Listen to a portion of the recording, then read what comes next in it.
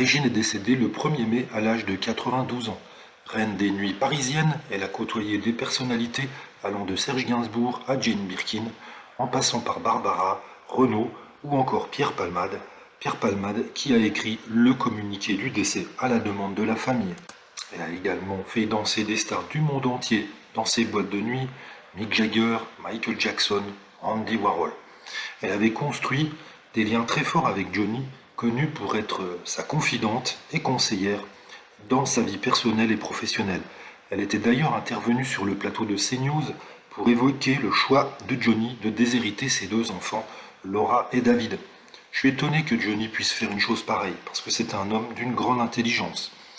À travers son livre autobiographique Gueule de nuit qui était sorti en 2018, Régine est revenue sur un tas d'anecdotes sur ses amis les plus chers.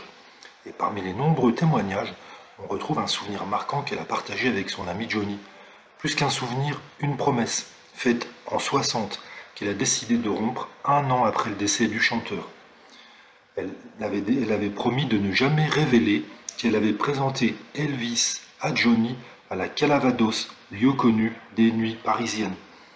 Elle explique, ils se sont serrés la main, Johnny était très intimidé et Elvis n'a quasiment pas fait attention à lui car il ne le connaissait pas. À l'époque, Johnny avait peur d'être accusé de copier le style Presley. Il ne voulait pas qu'on parle de cette rencontre.